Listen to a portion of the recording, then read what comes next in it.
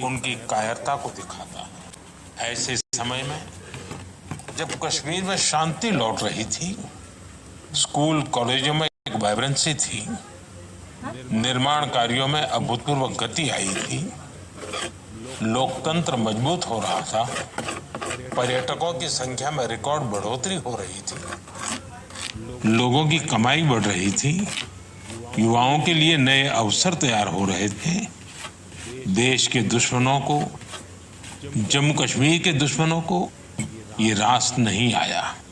आतंकी और आतंक के आका चाहते हैं कश्मीर फिर से तबाह हो जाए और इसलिए इतनी बड़ी साजिश को अंजाम दिया। आतंकवाद के खिलाफ इस युद्ध में देश की एकता, 140 करोड़ भारतीयों की एकजुटता हमारी सबसे बड़ी ताकत है। यही एकता आतंकवाद के खिलाफ हमारी निर्णायक लड़ाई का आधार है। हमें देश के सामने आई इस चुनौती का सामना करने के लिए अपने संकल्पों को मजबूत करना है। हमें एक राष्ट्र के रूप में दृढ़ इच्छा शक्ति का प्रदर्शन करना है। आज दुनिया देख रही है, इस आतंकी हमले के बाद पूरा देश एक स्वर में बोल रहा है। साथियों, भारत के हम लोगों में जो आक्रोश है, वो आक्रोश पूरी दुनिया में है। इस आतंकी हमले के बाद लगातार दुनिया भर से संवेदनाएं आ रही हैं। मुझे भी ग्लोबल लीडर्स ने फोन किए हैं, पत्र लिखे हैं, संदेश भेजे हैं। इस जघन्य तरीके से किए गए आतंकी हमले की सबने कठोर निंदा की है। उन्होंने मृतकों के परिवारजनों के प्रति संवेदनाएं प्रकट की है।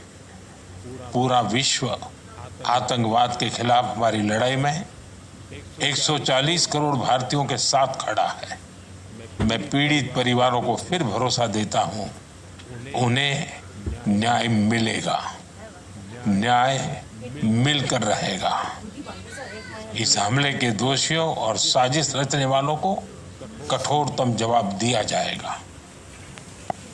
साथियों, 2 दिन पहले हमने देश के महान वैज्ञानिक डॉक्टर के कस्तूरीरंगन जी को खो दिया है। जब भी कस्तूरीरंगन जी से मुलाकात हुई, हम भारत के युवाओं के टैलेंट, आधुनिक शिक्षा, स्पेस साइंस ऐसे विषयों पर काफी चर्चा करते थे। विज्ञान, शिक्षा और भारत के अंतरिक्ष कार्यक्रम को नई ऊंचाई देने में उनके योगदान को हमेशा याद किया जाएगा।